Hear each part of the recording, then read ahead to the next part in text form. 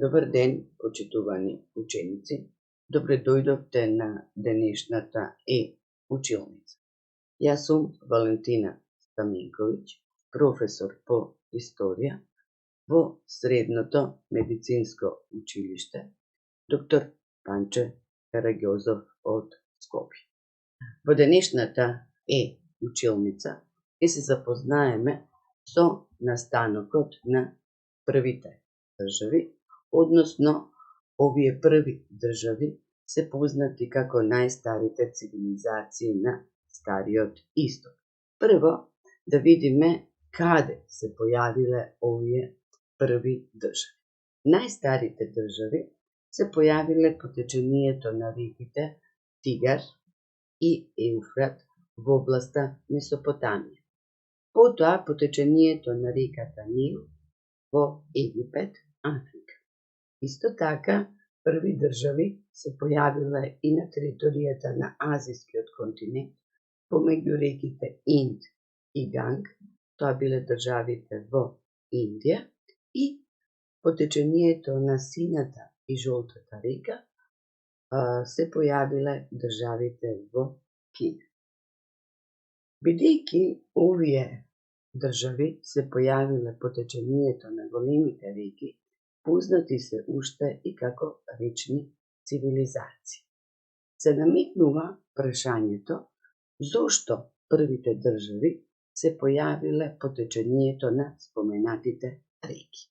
Имено заедничко за сите нив било тоа што во определен период од годината овие реки се излевале од нивните корита и не само што ја правеле земјата мека и лесна за обработка, туку по повлекувањето оставале плоден мир. Зато овие народи, кои што живееле по течението на споменатите реки и во услови на примитивно земјоделство, создавале вишоци од храна. А ние, на еден од минатите часови, зборувавме дека создавањето на вишоци храна е една од главните причини за распаѓање на родот и појавата на државата. Овие народи кои што живееле по течението на големите реки, многу рано научиле да ги контролираат реките на тој начин што граделе иригациони системи. Тоа се системи од насипи, брани, канали, кои што имале двојна функција. Прво, браните и насипите ги штителе полињата од поплавите, а вишокот вода го собирале во базени и преку каналите вишокот вода ја користеле за наводнување во сушните периоди. Првите држави се појавиле во областа Месопотамија. Рековме дека областа Месопотамија се наоѓа помеѓу реките Тигар и Еуфрат. Овие држави биле многу мали по големина и најчесто ја опфаќале територијата на градот и непосредната околина. Први држави во областа Месопотамија создале сумерците. Со жолта боја на картата можете да видите територијата на која што живееле сумерците и нивните градови, држави како што бил градот Ур, Урук, Лагаш, Нипур, Киш и други. Сумерците, првите државни организации, ги создале околу 4000 години пред нашата ера. Малку подоцна од сумерците, државна организација создале и акадците, кои што во почетокот живееле во градот држави, но за време на нивниот владател Саргон, акадците успеале да обезбедат контрола на една поголема територија, дадена вез на картата со жолта боја. Така да, владетелот Саргон успева да воспостави контрола на еден поголем дел од територијата на Месопотамија. Поголема држава која што била формирана на територијата на Месопотамија во наредниот период била Вавилонската држава. Најголем подем оваа држава достигнала во време владењето на царот Хамураби. Имено, овој владател успеал да обезбеди контрола на целата територија на Месопотамија и за престолнина на неговата држава го одбрал градот Вавилон. По името на престолнината и државата е позната како Вавилонско царство. Освен што бил голем освојувач, владетелот Хамураби е значаен и по својата законодавна дејност, создавајќи еден од најстарите закони во историјата на човештвото, познат како Законикот на Хамураби. Имено, самиот законик е напишан на споменик од црн базалт, испишан со клинесто писмо, а на врвот од овој споменик е представен владетелот Хамураби во разговор со Шамаш, богот на братот.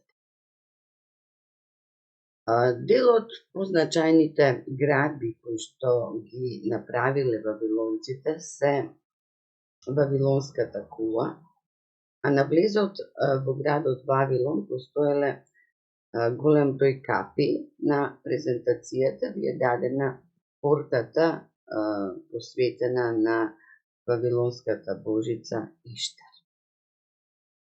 Вавилонското царство по смртта на царот Хамураби почнало да слабе и освоено од асирците, но асирците краток временски период се задржале во Месопотамија и по преторувањето на асирците создадена е нова држава, така наречено ново Вавилонско царство. Најзначаен владател во времето на новото Вавилонско царство бил владетелот Набуходоносор. Освен во областа Месопотамија, државни организации биле формирани и во Индија и во Кина. На почетокот спомнавме дека државите во Индија биле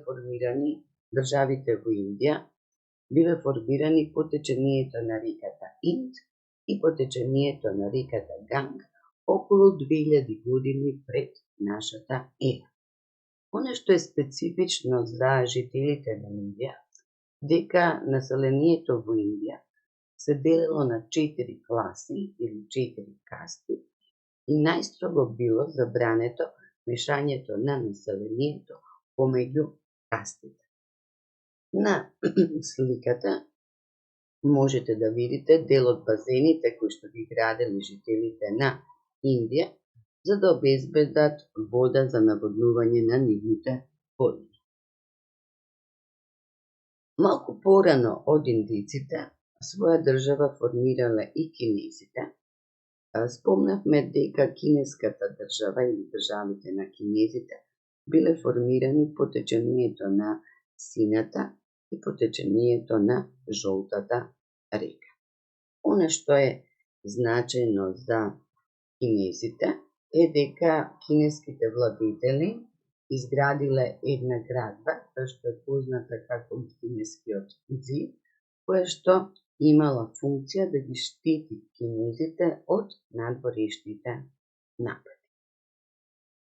За државите кои што се појавиле на Стариот Исток, заедничка карактеристика е и нивното државно и општествено уредување. Имено, сите овие држави биле управувани од владател. Владетелот бил сметан за врховен војсководец, судија и свештеник. Исто така, за владетелот се тврдело дека е син на нивното врховно божество. Власта на владетелите кај народите на Стариот Исток била апсолутна, односно неограничена. Во управувањето со државата на владетелот му помагале неговите блиски роднини, пријатели, кои што биле назначувани за војсководачи и за свештеници. Потоа доаѓа третиот општествен слој, а тоа се службениците и надзорниците. Задачата на службениците и надзорниците, освен да собираат данок од населението, била да се грижат за изградба и за одржување на иригационите системи. Исто така, покрај службениците и надзорниците ги имаме и писари. Потоа во градовите живееле трговци, занаетчии, уметници и други. Трговците и занаетчиите имале обврски да плаќаат даноци на државата. По селата живееле селани. Најголем дел од селаните биле земјоделци, имало и сточари, и селаните исто така требале да плаќаат даноци на државата. Но селаните, освен што требале да плаќаат даноци на државата, требале напорно да работат на изградба, одржување и поправка на иригационите системи. Сите овие обштествени слоеви кои што ги спомнавме, почнувајќи од војсководачите, завршувајќи со селаните, имаат една заедничка карактеристика, а тоа дека припаѓаат во групата на слободно население.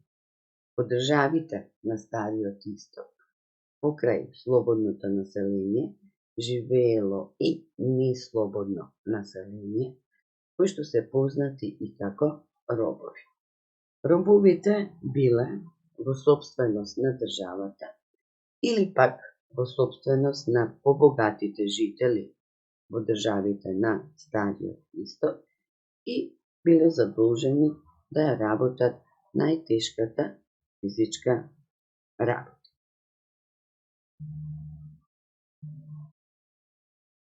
Помеѓу овие обштествени слоеви постоеле и разлики во начинот на нивниот живот и разликите во начинот на животот зависеле од богатството кое што го поседувале и од статусот во општеството во кое што живееле.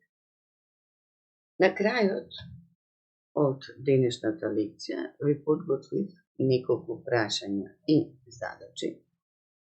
Прашањата кои што ви се дадени во прилог треба да ви помогнат да проверите колку ја совладале новата методска единица, позната како најстарите цивилизации на Стариот Исток. Ви благодарам за вниманието и ви посакувам успешна работа.